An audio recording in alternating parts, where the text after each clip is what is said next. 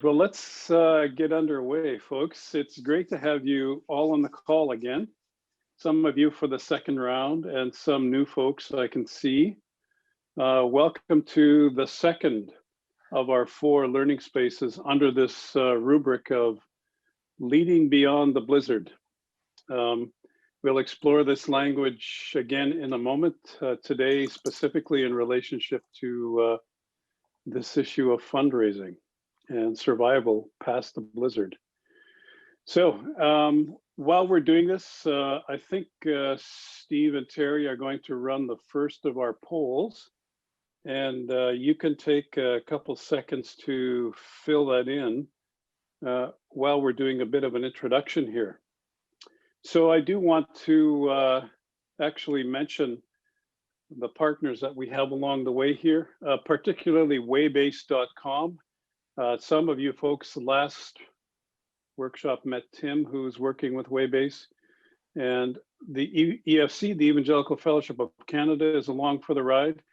CCRDA, Canadian Christian Relief and Development Association, is another partner. And of course, Wycliffe College here at the University of Toronto is organizing this. We do especially want to acknowledge the funding and the support from Selah Foundation, which is very helpful in us putting together this series and in materials to follow. We do also want to acknowledge Praxis Labs, who came up with a Blizzard language that we're using. And I know that some of you have already accessed the 4 or 5 significant articles that have come out since the beginning of the pandemic as very helpful materials for faith-based organizations. And this series is our attempt to Canadianize the results of those articles and set up dialogues amongst Canadian faith-based organizations and churches as we talk about how do we lead our way through this particular moment in time. I see that we have 2 questions that are beginning to populate, and Steve and Terry will give you access to those results. 2 questions are, how has your funding or your fundraising changed in the calendar year to now? And what's your current feeling, your mood about the future of your organization? So very interesting results. We have folks that are spread across from significant drop to significant increase in funding, and the trend appears to be on the negative side. This is very helpful for our panelists. I think you can scroll up on your screen to see the results of the second question. And we have a mixture of somewhat pessimistic to very optimistic across participants in terms of the future, how you feel about the future of your organization. Well, thanks very much for that. We'll be reflecting on some of these issues as we go through. Well, the outline for the schedule today is pretty simple. In 90 minutes, we'll hear from Dave Toycen, and then we'll also engage Rod and Laura as panelists. I will introduce Dave in a second, and then I'll introduce Rod and Laura when we move to the panel section. And we are encouraging full-on dialogue to follow. And we want to hear from you both, your questions and your thoughts, either in the Q&A section down below where you have a button that you can open up and add to that area, or if you want to wave your hand at some point after we've gone through the first panel section, we'd be happy to unmute you and have you engage directly as well. All right, folks, let me introduce Dave Toycen as our keynote speaker. Dave, it's really a pleasure to have you on board today. I know Dave retired in 2015 and spent several decades with various World Vision organizations in the US, in Australia, and Canada. And in particular, he spent 19 years as the president and the CEO of World Vision Canada. And he joined the office there, I think it was back in the 80s, probably late 80s, right, Dave? Yeah, 88. Okay. Under Dave's leadership, he wrestled with this fundraising dragon for many years. And I have to say, he did it cheerfully, enthusiastically every time I saw him engage in that whole arena. And was immensely formative in terms of the shape of World Vision as an organization as he moved it into its current state, where it's one of the largest players in the NGO circuit. So welcome, Dave. I know that we're meeting at a very challenging time, but we'd really love to hear your thoughts and reflections on this moment and what the role of fundraising is for faith-based organizations. Well, thank you, David. I really appreciate that and appreciate what Wycliffe is doing here in this sponsorship. I don't like to start with apologies, but I do want to underscore something you've already said. I'm 5 years out of being in an active role with World Vision. I'm involved a little bit as a volunteer. So, but the fact that I'm not engaged in that way, certainly it shapes, how I can respond to this. There's some limitations with this, frankly. And so I just want to say that. Also, I just would like to draw attention to I looked at the first session with Lisa Slayton, Bruce Clemenger, and Tim Day. And I just want to recommend, if there are people who are coming in for this session for the first time, that previous one is really, really good as well. I learned a lot from it, and I believe it's available for people. So I just would encourage that. So I think I can begin this by saying, in my 40 plus years of being in the fundraising side with a Christian humanitarian organization, we've never seen anything like this before. And I certainly haven't. And so this is an incredibly unique experience. At World Vision, I guess out of my fundraising came out of the famous slogan that still came from our founder, Bob Pierce, "Let my heart be broken by the things that break the heart of God."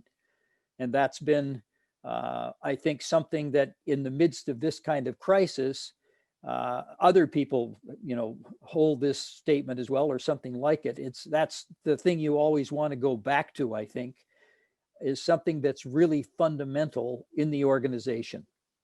It doesn't mean it'll enable you to solve all the problems or meet all the challenges, but it's one of those reminders organizationally of what you're about and who you are as part of that organization.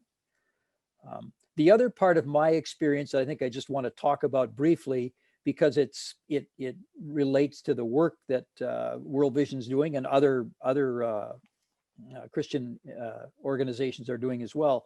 And it goes back to the idea of how I got involved in the first place. And I was taken, this is back in the 70s, long time ago. And I remember the call of the holistic gospel.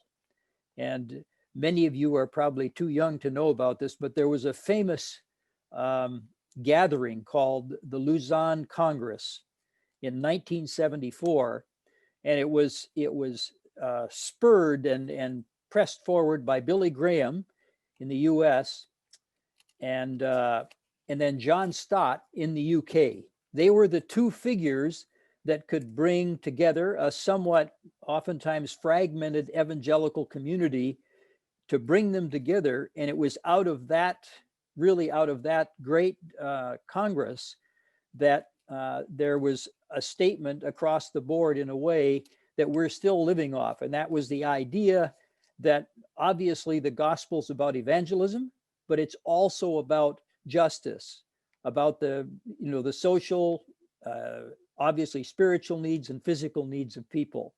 And so that was something that really stirred me in my engagement. I was about to graduate from seminary, went to World Vision for a summer job, and I never left.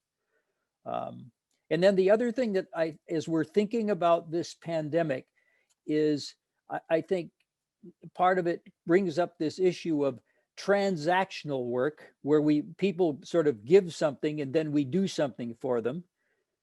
There's nothing wrong with it, but it's limiting, because what we want to be about is transformational. Ultimately, we want to go from transaction to transfer, where people's lives are actually transformed and changed.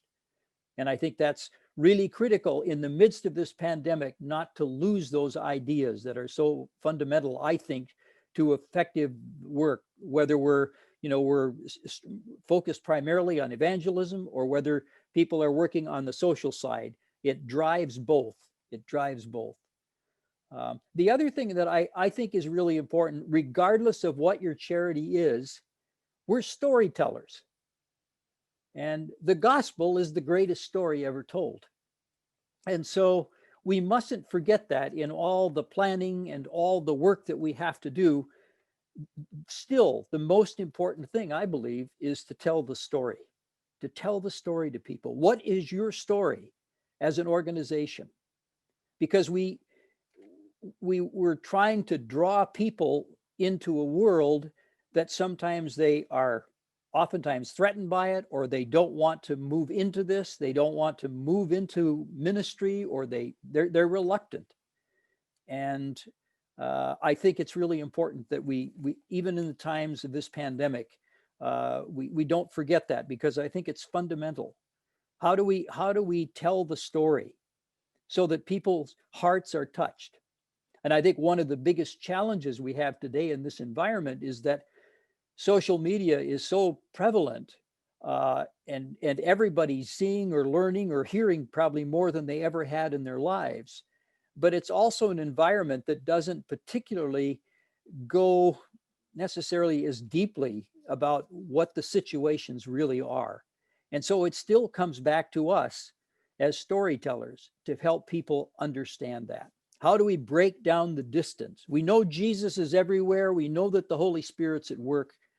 But how do we get people out of their own immediate life experience into someone else's experience? And that's what oftentimes is so critical to us as charities. And then the other thing, I don't want to sound cynical here, but when I think particularly in the kind of work I've been involved in, this pandemic is horrific. I've never experienced this before in my life, but I think of some of the crisis areas, the things that are going on in the world.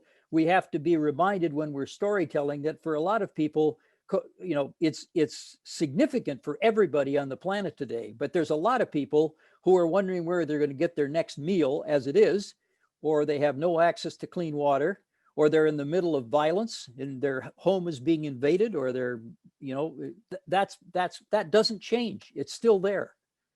And that should motivate us, continue to motivate us. And so when we come to this pandemic, we have to, it seems to me, go back to some of the real fundamentals in our thinking. This is a 100-year event.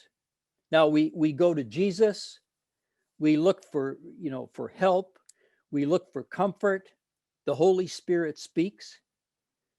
All of that's there. And I think if there's ever a time for Christian organizations in this context, is to have an emphasis on prayer and searching the scriptures, seeking the Holy Spirit to give us guidance as to what is the right thing to do. But then at the same time, God expects us, God wants all of us. That means our brains as well as our hearts. And so it means that we have to review our organization and with God's help, do our best to make decisions that will be best for the mission that we have. And what makes that difficult, of course, is you only have to sort of make one sentence. We know one of the things we're in is we're dealing with things like hiring, for example, and who's going to, what jobs are going to have to be sacrificed. And then we're also in the situation where we're funding work, whether it's local communities here in Canada or overseas, we're funding things that are dependent as well. They won't continue if we don't have budget to be able to do that. So just another part of what we have to do in order to continue and survive in the organizations that we have. And so we work at these decisions. I thought at our last meeting, we had some really good information on how to plan and how to look at your strategies, et cetera, et cetera. And so at the same time, though, all we're saying to the Lord is, you have to help us make good decisions using our brains, the experience that we have. The Holy Spirit sometimes pushes us in a different direction. Two of the scripture passages that I've always been, especially in these more recent years, I've found really helpful when you're thinking, trying to understand what the next step might be. And it's one that I love is in Acts, the 10th chapter, and the whole story of Paul's encounter with basically how can a Jewish church also be a Gentile church. And it's incredible what it takes for that to happen. There's miracle, there's argument, there's the active presence of the Holy Spirit. And Paul is obviously not particularly interested in the solution at the beginning. But the way the story goes with Cornelius showing up as a Gentile, as a believer, and it ends up being the event. Obviously, the initial event was the downpouring of the Holy Spirit, but in terms of the history of the Apostle Paul, at this point, it begins and just blows his mind. And of course, we today are the product of what happened at that time. The other person that I think in Scripture that's really helpful when we're struggling in these times is Nehemiah. I think Nehemiah is a great example of someone who's living in the midst of persecution, desolation, and yet God helps him find a way to restore, a way to rebuild in the middle of violence, in the middle of distrust and cunning work to try to stop what he's doing. And these are just obviously they're big things. Now you could argue, are they the same as a pandemic? I'm not quite sure, but they certainly are very important. They're kind of thought leaders for us. So walking together with Jesus, we still struggle, but we want to understand. We look for clarity. We have to make hard decisions, and yet at the same time, because we are doing our best to serve a ministry that is making a difference in the world, it's obviously our responsibility to do the best that we can in order to keep them not simply alive, but back to thriving again as well. Because we do know that this is going to come to an end. It will at some point. And then we have to be ready, all ready to take whatever we've been able to do and then move forward. I've often been inspired by, secular books on leadership, whatever. We can learn a lot from that. And one of the books that's had an influence on me in recent times, it's not a Christian book, and I've not heard others speak of it very much. It's called, and I think we got a picture of it, A Beautiful Constraint. And I just want to suggest for your consideration, it has some really interesting content, and I just want to refer to it a little bit. And this idea of a beautiful constraint is that constraint is actually what produces change. We see it as an enemy, but actually constraint is an opportunity for us to do something we haven't done before, that we need to do in our ministry, or it could be our personal life as well. So I'm going to ask them to bring up the next slide. This is a significant book, so I can't summarize it easily, but this is the part that I think is the most interesting. So here's one of the most powerful ideas in the book, I think. It's the whole idea of the difference between we can't because versus we can if. And the writing I have here in front of you, this all goes back to an analysis that was done in Taiwan a number of years ago, long time ago, when they were stuck economically as a country. And one of their leaders was trying to come up with the way in which they might grow as an organization, as a country, because their economy was stalled, all sorts of difficulties. So on the left side, and you can do this with any problem. It's really, we can't because we don't have any more natural resources. Secondly, most of our citizens only receive 6 years of education. We don't have any time to train them. Our department doesn't have the money to build more junior high schools. Even with that extra budget, we won't be able to build enough schools. We only have enough higher education focused on academic subjects rather than vocational ones. And the theory here was, if we could have a better educated population, et cetera, we've got the resources we need.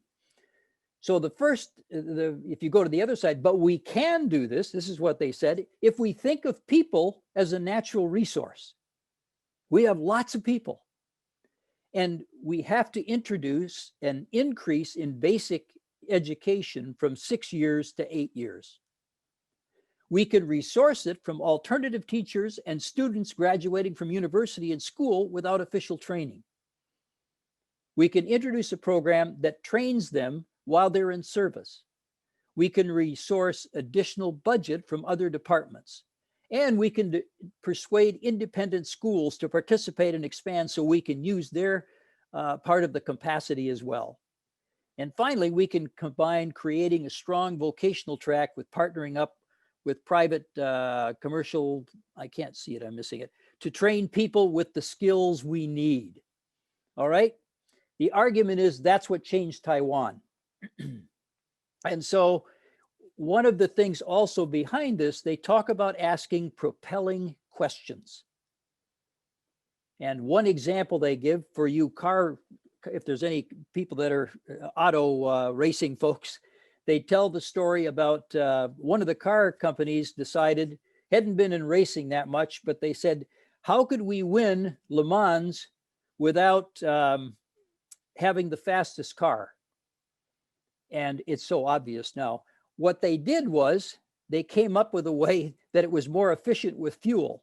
And it won Le Mans 3 years running and was never faster in terms of speed than another car.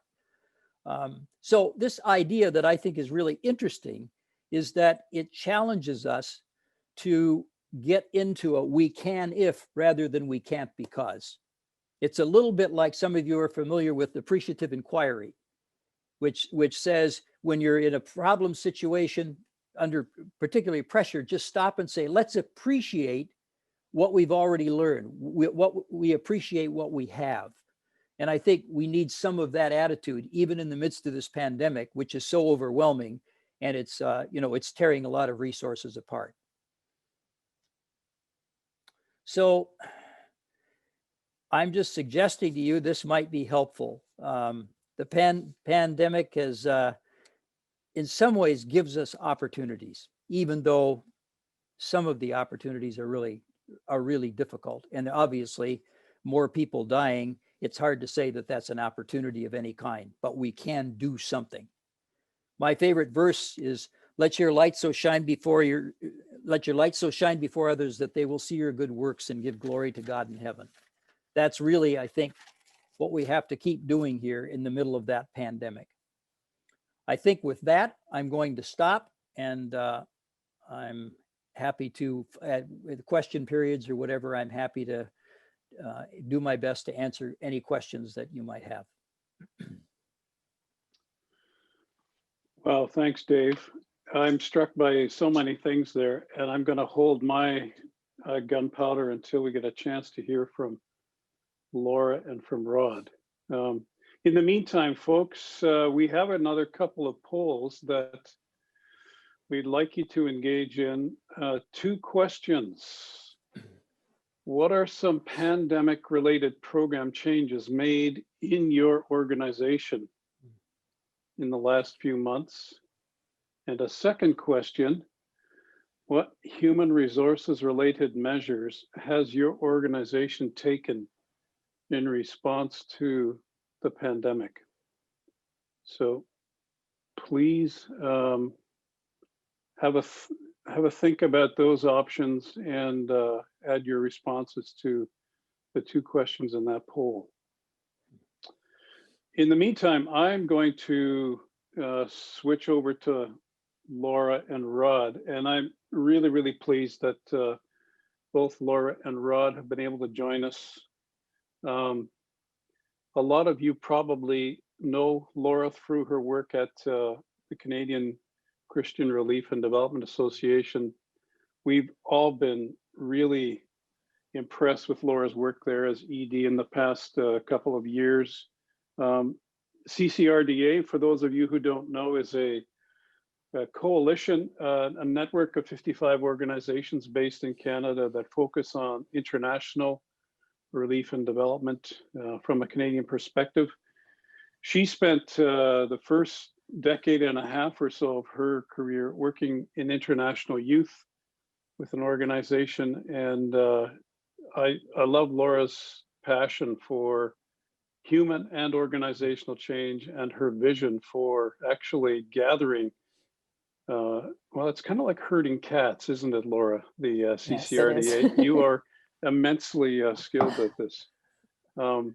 I'm also going to introduce Rod Bergen, who I have to say right off the top, a big thank you to Rod, because he stepped in literally almost at the last moment when we, one of our panelists had to run off to an emergency.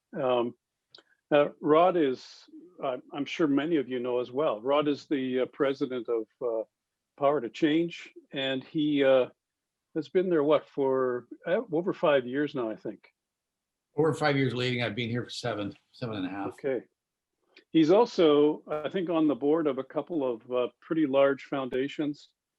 And before joining Power to Change, Rod was very much a private sector guy. I think probably 14, 15 years with the Jim Pattison Group, which most of us know as one of Canada's largest private sector business groups. And prior to that, he was, what does it say here? You were actually in one of the world's largest accounting firms, which what shall be unnamed? Well, no, it's happy. I'm happy to name it. I was on the, most people are familiar with PricewaterhouseCoopers. I led the tax practice for BC for the Coopers piece of PricewaterhouseCoopers. Okay. And both Laura and Rod are on the western side of our nation today. So welcome to both of you. Let me just open up the conversation by, first of all, taking a look at the poll results and seeing if anyone has any thoughts on what we're seeing here. The first question has some pretty significant numbers in terms of cancellations of programs, increasing online programs, shifting in-person programs online, developing new programs. Those are the top 4 rather significant changes that folks have actually identified. Can we see the second question, Terry? What human resources related measures? So 88% of folks who responded said they have increased the flexibility of working hours, which is quite substantial. I see another significant group has made changes to sickness and health supports for staff. And a number have laid off staff, etc. So with those responses in mind, Laura and Rod, I'd love to hear you actually both interact with what Dave has laid out in front of us and also help us from your perspective think through some of these emerging issues.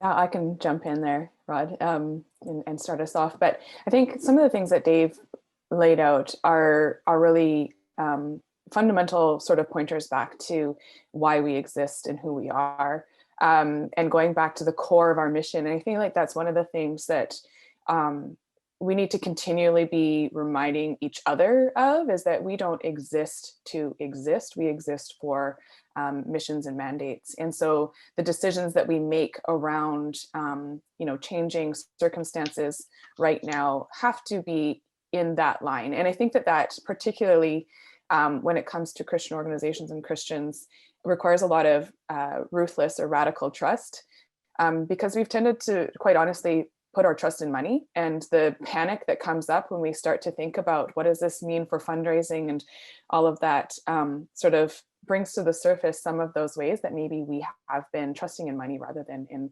God.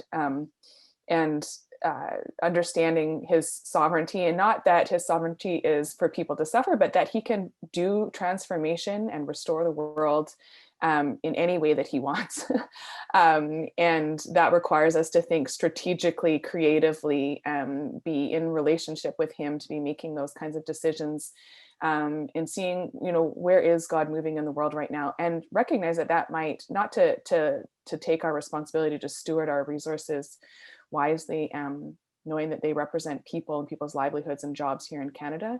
But it also means that we have to see the bigger picture and what God is doing in this, and be willing to think a little bit more creatively. If there are things that we need to shift and to change, and understanding that, that God is for us. He is for us as people. And obviously, coming from a collaborative association, that means being in relationship with people who are seeking to follow the same movement of God in the world, and working together and talking together, and seeing how we can be doing those things more in relationship. And to be quite honest, I know that a lot of organizations have actually seen significant increases in their giving this year, and generosity across the board is up. So a lot of not that the panic that some organizations are feeling isn't real in terms of reduced funding, but I think that there's something that we can learn from those organizations that are having very generous years. And a lot of that, I think, has to do with fundraising models that are relational, that actually reduce the distance between donors and people who are doing the work, or people whose lives are being changed. And in the way that they do it is relational. I've seen organizations that rely on a more institutional fundraising sort of model. They're the ones who are having a hard time in a lot of cases. And so looking at those who are doing really well, the relational side, I think, is really important. And I think that's reflected in some of the polls that you're seeing as well, just in terms of results for how you have to change things. You have to become more flexible. You have to be able to work in different environments. And organizations are, now that they've been sort of forced, back to what Dave was saying in terms of limitations as well, forced into some of these situations where they're more flexible working hours, more flexible working situations. They're seeing the benefits of that. And some of them are like, okay, well, what do we learn from this long term? And how can we actually, even when we don't have to be working from home, how do we actually get some of the benefits that this flexibility has allowed for us, to be thinking about it again, sort of more holistically. Those are just some of my initial thoughts on the poll and what some of the things that Dave said as well. Yeah, from my perspective, I think it's important to, or as you said, look to how God is moving. It's been very interesting for us to see some of our ministries have seen a huge positive impact in what they're doing from ministry perspective. I was talking to someone at Athletes in Action, one of our ministries, and for people who don't know, we have 11 different ministries that function in various cultural segments across Canada and outside of Canada as well. But in Athletes in Action, for example, one of our senior leaders was telling me that he has seen more people come to faith in the last couple of months than they would normally see in a year. And that is because athletes are going through a very difficult time personally, because they're athletes because they participate in sports, and they can't participate in sports. And this has been very hard for them personally. And they've reached out to people in ministry, and we've been able to interact with them very effectively. I think on the other side, it's been interesting. Some people, David mentioned the need sometimes to make hard decisions, and sometimes people in ministry have a difficult time making hard decisions. Coming from the business sector, hard decisions are something you have to do all the time, and it's a constant thing. And I've had people in ministry tell me, and this in the last couple of months, well, I think we should pray about this and see what God does in 3 months from now. And I said, well, how about if we just pray now and make the decision tomorrow? Because I don't think God needs to wait 3 months. Maybe you're not comfortable making a difficult decision, but we need to make a decision now. And I don't want to, for example, burn a bunch of overhead over the next 3 months, just because we're waiting for God to answer when he could answer today. And so it's been interesting as well. I saw on the poll that there's been a lot of pivoting, which is a way overused word, but people have shifted in-person programs to online. And some of our ministries have been phenomenal at doing this, and others haven't. And so we've seen some really effective innovation in that area. And I mean, it's really interesting as you look at how the Lord moves.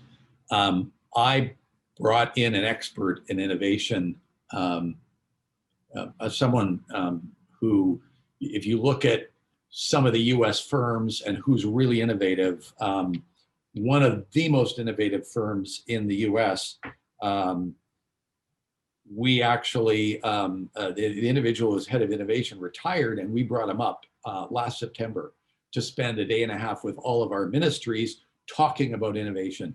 And so most of our ministries were already prepped to innovate. Some of them have innovated better than others, but they certainly all had this.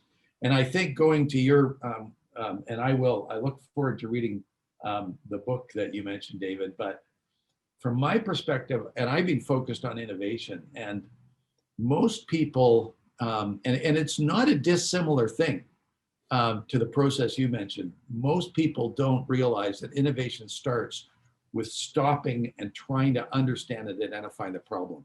What is your problem exactly? And if you don't actually stop and really understand and analyze your problem, you actually can't innovate very well. It's not about coming up with ideas. It's saying, okay, what is our specific problem? And then how do we then sort it out? And until you really have defined the problem, you really can't innovate very well. And of course, where we are now with the pandemic, innovation is critical in business, in ministry, in everything we do as far as moving forward. And the last thing I'll just maybe comment on is on the fundraising piece. Laura, you talked about the importance of being relational. It's interesting. What we found is that, and I've talked to my colleagues in the US, Australia, and New Zealand, and a lot of our ministry people do a lot of personal fundraising to support their personal ministry. And this is something that Bill Bright came up with, back in the 50s at Campus Crusade for Christ, which was our predecessor, our previous name. So what we found is that personal support raising is flat or up across the board. And that applies in Canada, the US, New Zealand, Australia. Where fundraising is very relational, which it is with personal support raising, there has been little or no decline in revenues. Ministry fundraising, where it is more institutional, is down. And of course, funding from event registration has basically disappeared because there's just no more in-person events. So those would be my initial comments. Dave, what's bubbling up for you from there? Oh, well, I just, this last comment that Rod made about the personal fundraising, yeah, because they're telling their own story. It's fantastic. They're telling their story about what they're doing with other people and the difference it's making. So that's inspiring, I think. I agree. The hard decision piece, I think one of the tensions is always, well, let me out of a world vision, maybe context, one of our biggest challenges where you've got to cut back is, do you cut back amongst the poorest people in the world? Or do you cut back, do you cut back in your operations, in a Western country? And I think those are, you have to make some decisions about what your priority is going to be. You can't stop on one completely or the other. You can't do that. But you generally, at least I found, you have a bias. Your bias is to do everything we can in the World Vision case to keep funds available, so that, especially for those programs where people are literally, on life's edge for survival. And I think that's what part of the discussion when you're looking at your strategies and where you're going to spend your money. I think that's another thing that's important to keep in mind, and to have this is what Rod was saying as well, is to make it. You got to make a decision. You can't just, because it's sort of like a bleeding wound. It'll just get worse, and it'll make the problem even more severe. And I like Laura's comments about just the comments around how God's in this, and this whole idea of how do we reduce the distance between people who are giving to our organization financially, but doing our level best to try to get them as close as possible to what's happening, so that it isn't just a question of feeding their need for feedback for their giving. That's valuable, but what you're also trying to do is that the Lord is oftentimes speaking through the lives of the poor, whether it's adults or children, speaking through them to us, and that's critical to part of our transformation as well as a human being. It's not a one-way street where we're somehow transformed and we're going to get them transformed. Many of them are stronger Christians than we are, and they have the ability to be God's message to us to transform us in our attitudes, in our understanding. I think some of the things we're talking about maybe are embedded in the nuance of some of this report. So those of you that haven't seen the report, we'll put a link to it in the chat. This is coming from Imagine Canada and was just published recently, and it involves the responses of 1,500 charitable leaders in Canada. Although they point out that they did not include in this data specifically religious congregations, and they didn't break out faith from non-faith-based. But the interesting contrast here is between the current crisis and the one in 2008 and 9, which of course some of us remember well as the great financial crisis. Revenues for 31% of organizations increased back then, and only 6% are doing so today. And about a quarter of organizations are remaining the same in the current crisis, as opposed to more than a third back then. But the decrease for reporting organizations is almost 70%, compared with 2008 and 2009. And interestingly, as Dave said, the issue about how you spend your money stays with you. How do you actually continue to focus on programs, even while you're wrestling with the costs of actually operating as a charity? And the expenditure side of that perhaps reveals some of that tension. So even though 69% of organizations are experiencing a decrease in revenue, 52% are trying to keep their expenditures at the same level. So these decisions about how you both bring money in and how you invest it in your programs are constantly with us. Terry, maybe if you pop to the next page, people can just see how they broke down some of the sectors of the charitable organizations. So the activity areas are laid out in the 6 categories in the middle, and then they've broken out the organizations by annual revenues and by principal revenue source below. So if you want to take a look at this report, it's available free online, and we'll send you the link or the PDF to take a look at. I think the question that this raises for me, for Dave and the panelists, is it doesn't seem to me that you're so concerned about technique and fundraising as you are, all three of you, about values and sticking with your mission. Is that the case, or am I oversimplifying? Because some people might be on this call thinking you're going to help me figure out how I'm going to get my fundraising back up to snuff, whereas that doesn't seem to be necessarily the answer. Money follows vision. Yeah. And so, and I really like what David said about storytelling. It really is about storytelling. And if your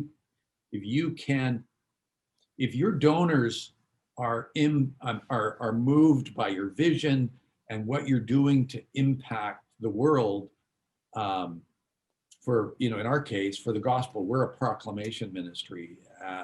So if they see that people are coming to Christ and they understand what we're doing, and I agree with David, where we cut back, and we have done some cutting back, but we've got a significant segment of our work is done on the humanitarian side, and that was an area where we didn't cut back, certainly with the people who were on our staff. They were the last people to be impacted by any reduced funding. But it's really important I think it's, Laura said it's relational. David said the same thing. It is engaging donors with your story and your vision and your mission, and that's what it's about. I think for me, David, the answer to your question is like yes and, because at a really fundamental level, I think that what we believe about a problem determines how we choose to engage with it and address it. And so looking at the values part of it and a worldview, like what do we really believe the issues are in fundraising, particularly right now? What do we really believe the issues are in, why things are the way they are? And for me, the reason I say about the relational piece is to tie in both what Dave was saying and Rod was saying, is it's about a belief about, the issues in the world and poverty in the world. And I mean, poverty in an expansive kind of definition of that is a relational brokenness, like that's the key to it. And so then the way that, if you believe that, the way that you not only address the material poor, but also people who are experiencing poverty in a different way, which is often some of our donors, is going to be from a relational perspective. And so anything that you're doing to reduce that relational brokenness, so that transformation can happen, not just in the lives of the material poor, but like Dave said, actually in the lives of the people who are experiencing poverty in different ways, which is, like I say, often our donors, is going to facilitate, or you're going to be a part of the transformation that God is working in those places. And so if you believe that, that's going to impact the technique, like what you're saying. So it's a yes and. So your techniques, however you want to say it, are going to be different. And I think that that's been sort of evidenced in what Rod was saying about personal support raising not changing. That is the most personal of relationships. It in some ways it's difficult in other ways, I should say. I, having raised personal support for more than 17 years, I see the challenges with that as well. But like Dave was saying, that connects people to the story. It's a very personal story, and organizations, and I think that's even reflected in the data from Imagine Canada, organizations that are working from a very money is the problem focus and money is the way we're going to solve it, are finding it challenging now, because that inherently leads to a different type of fundraising, a different technique that you're using. If you're looking at it from the more relational perspective, those relationships continue. And when people, experience some sort of transformation or experience the whiff of God and relationship with God in the relationship that they have with you through your organization's fundraising or whatever, that is inviting. That is, it's exciting. It's, so people, it inspires generosity because they are joining in with what God is doing. And I think that, so although it is a values, it is a belief, it is a worldview thing, that what you have at that level, those foundational things will impact the how you are working as well. So yeah, so kind of a long answer. It's a yes and for me. But I think that that really is the key to the difference that I've seen with organizations that are doing well, and thinking through this at those levels are the ones that are, rooted in those types of worldview situations, and that it follows to the way they do fundraising as well. And also the way they look at partnership, the way they look at collaboration, the way they look at programs, understanding that we don't need to do all of it ourselves. Maybe if somebody else is addressing this problem in a specific area in a country, that we're addressing a different problem, let's work together rather than trying to increase our presence in that country. So it's kind of an open-handed, and that's what I mean when I say like this ruthless sort of radical trust in what the solution to the problem actually is. If we truly believe it's God, then, we will act accordingly in our programs and our fundraising and the way we make decisions and all of that.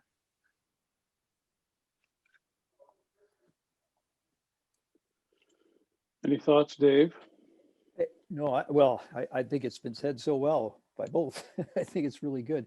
This is maybe a slightly different question, but or certainly a different answer.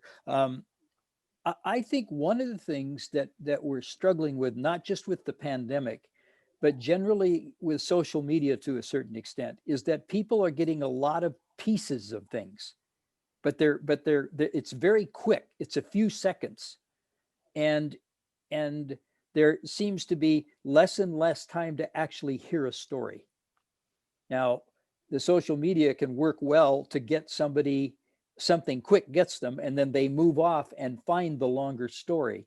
But I'm worried to a certain extent that sometimes the rapid pace of social media it's like a buffet, and you just keep eating a little of this, a little, and you actually never really connect with anything very much.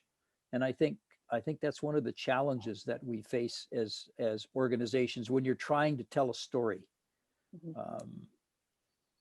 Well, and I think a lot of the social media campaigns that happen are designed to create discomfort in the viewer. And then the automatic answer to that is, okay, give us money. So people feel overwhelmed by that if that's the only way they can engage in that story. And then it does promote a transactional fundraising, because you're paying to get rid of the discomfort that you're feeling. You're not participating in something bigger than yourself. You're actually just paying to feel better. So I'm a longtime practitioner of appreciative inquiry, Dave, and I'm really glad you raised AI.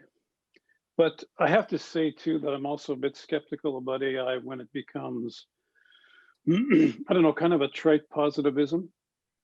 But I know that's not what you're talking about in applying appreciative inquiry to something as deep and as serious as our current moment. So how do we look through an appreciative lens in the midst of layoffs and reduction of staff hours and falling revenues? How is it that God calls us to an AI kind of vision in the midst of these kinds of moments?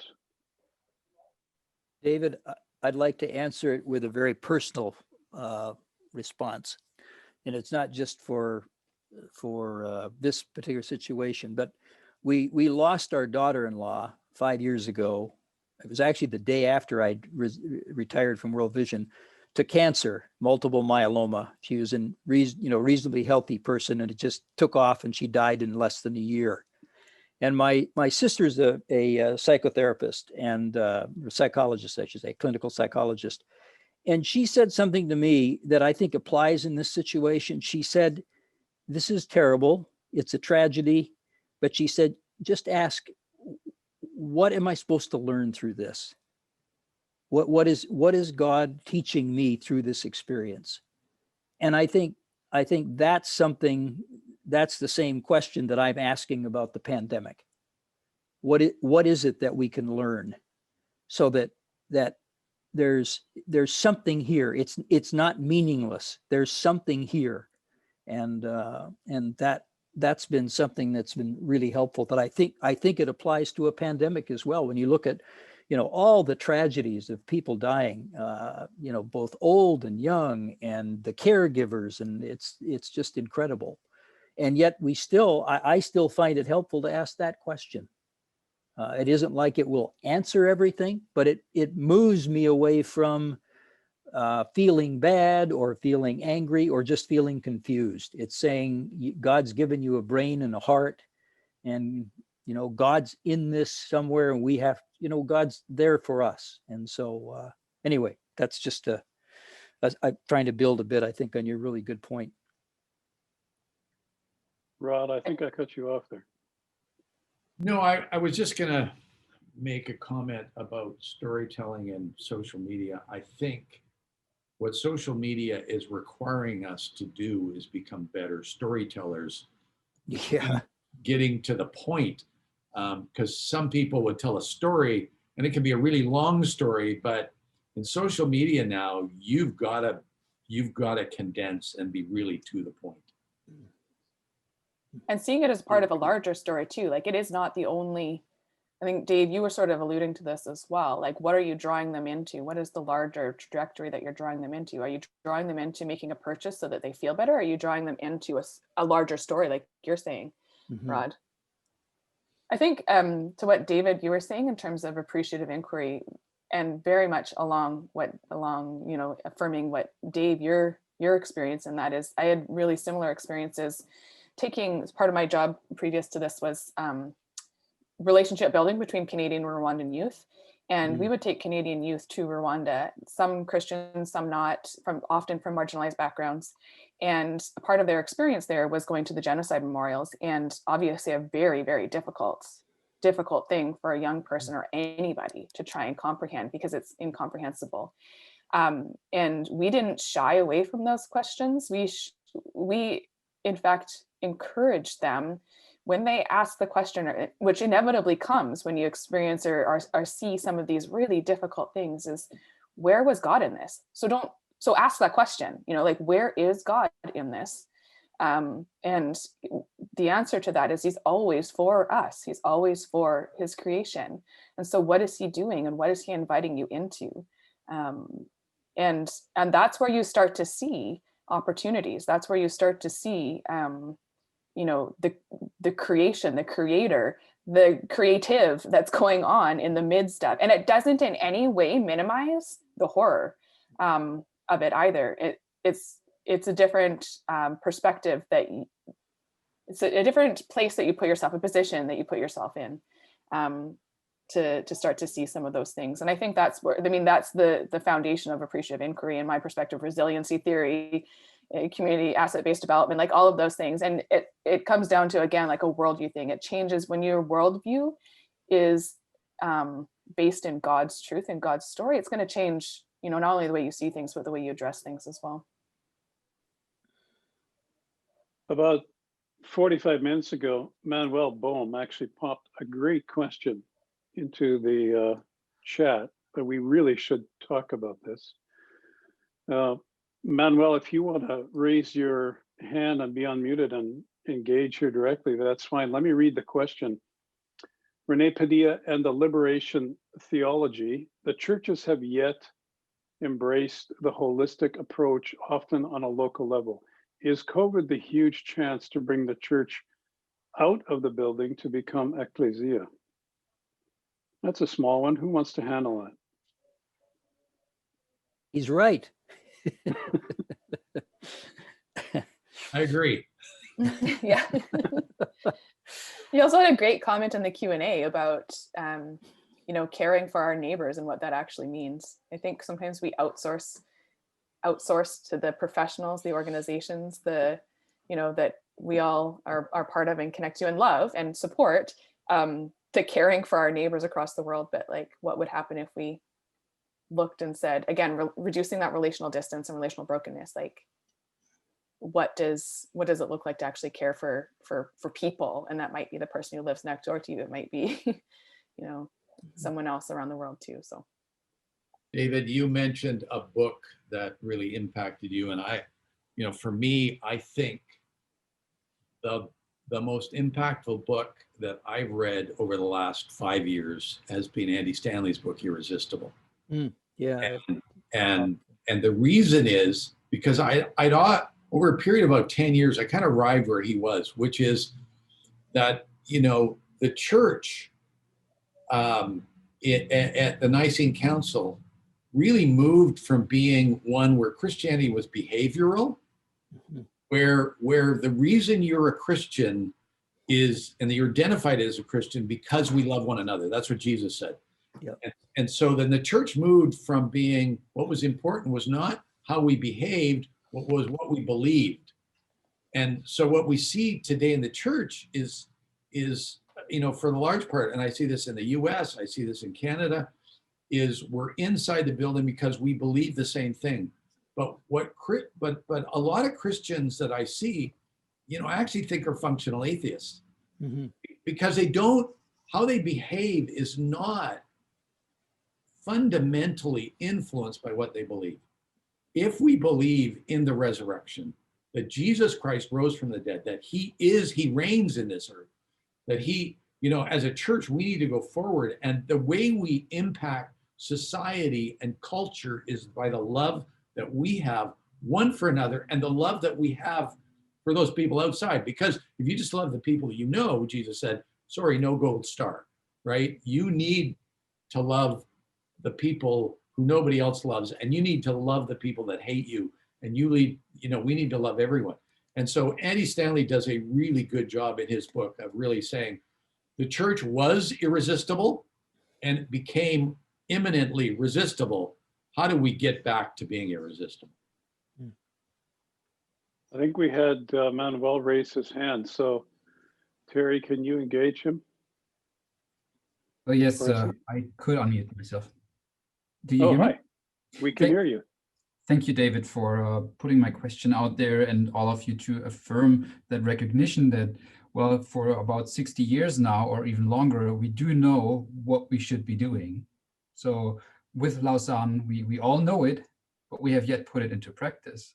And Rod, I really thank you for the functional atheist comment there.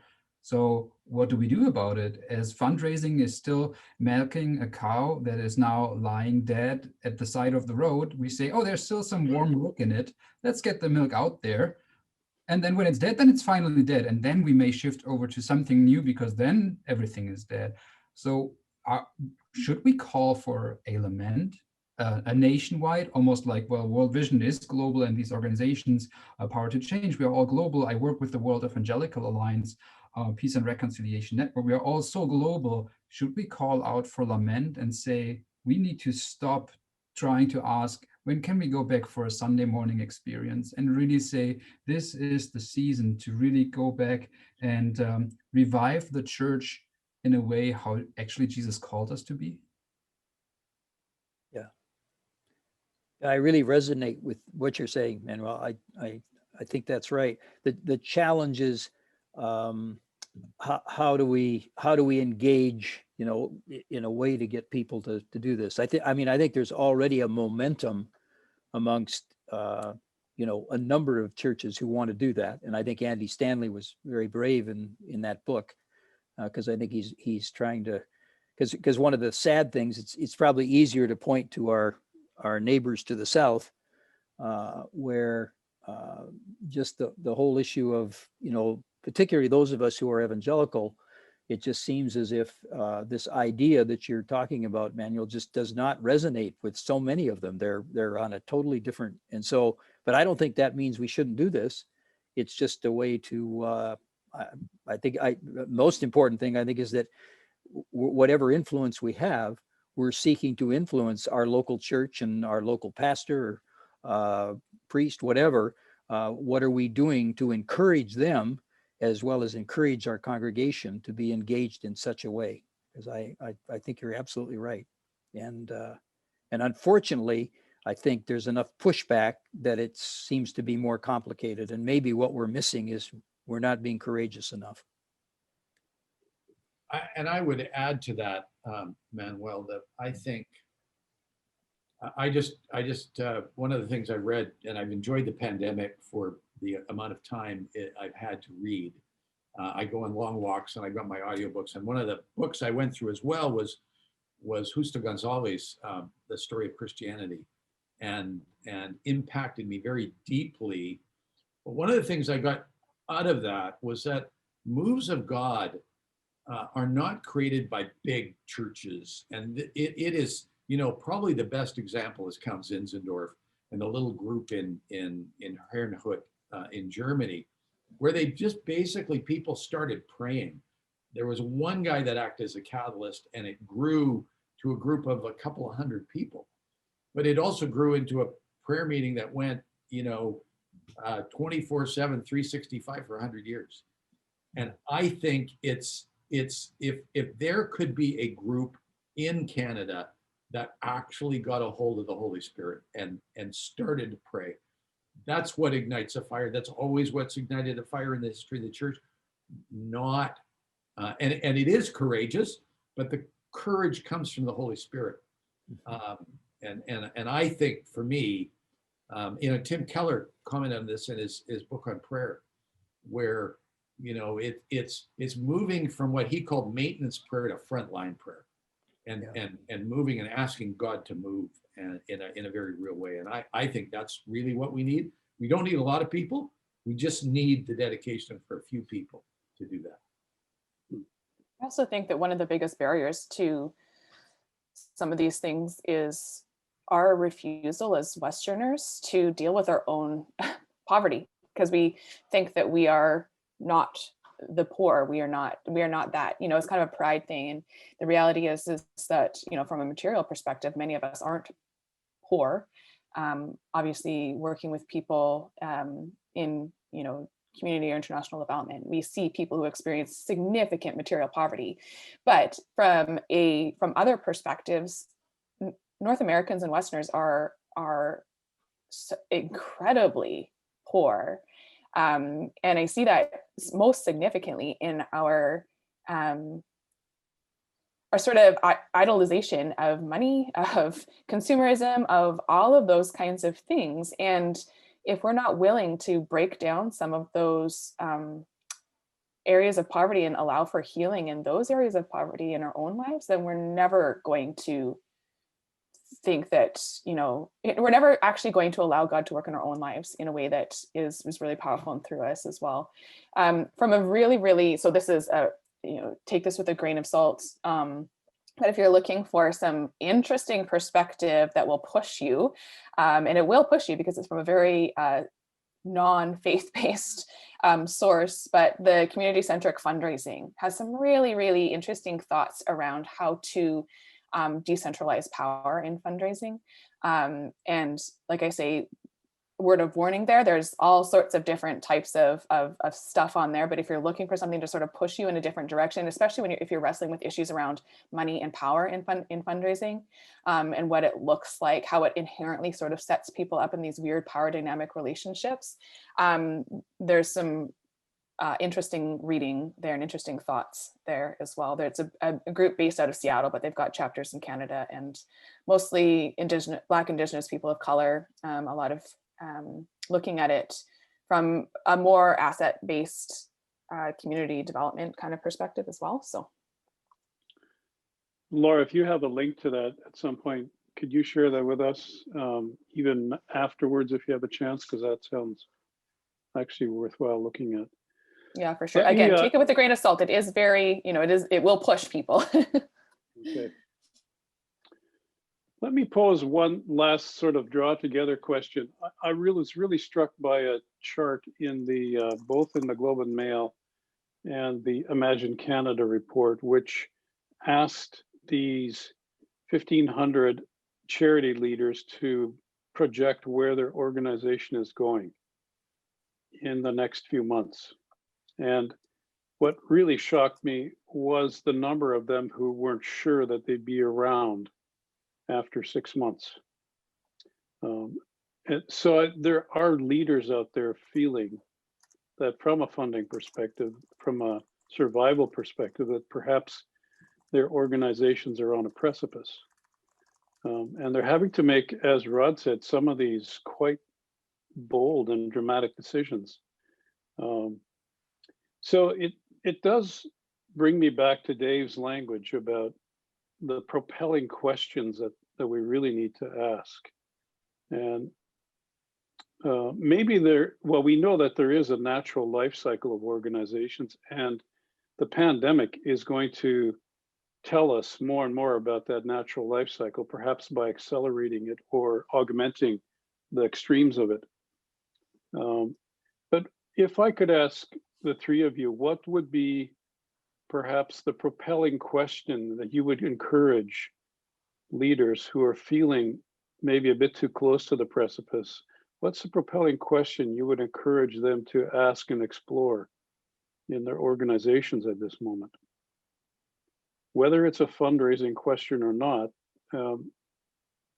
if you were the consultant for the day, what would be the propelling question?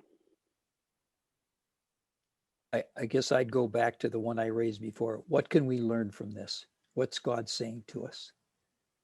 What can we learn from this pandemic? And I guess at the same time, we want to be learners, but we also want to be doers. We should be looking for opportunities to help our neighbors, help our people in our neighborhood, people in our church, people that are in situations where we can be of help. I guess from my perspective, I would say, who can I partner with? We're stronger together than we are apart. And certainly, I've been pushing people inside of Power to Change to partner with other organizations. We can't hope to do what we need to do for the kingdom if we think we can do it by ourselves. And I think saying we're an organization by ourselves and we're going to do this by ourselves, I think it's much better to look broader and say, who can I partner with to really accomplish what we're trying to get done for the kingdom? Absolutely. I completely agree with what both Dave and Rod have said. And mine goes back to what I said earlier too, is asking, where is God in this and where's his invitation? Specifically for us, because I think that God sometimes shows us what he's doing and where he's moving, and his invitation for us is just to watch. It's not always to do everything. But there is potentially invitation in there for collaboration, for partnership, for this dealing with some of our own poverty issues, like I said, or, in our own organizations. And I think that's really exciting. Real change happens when we place ourselves in the way of what God is doing, instead of trying to invite God over to what we're doing. But where is God in this, and where is his invitation for us?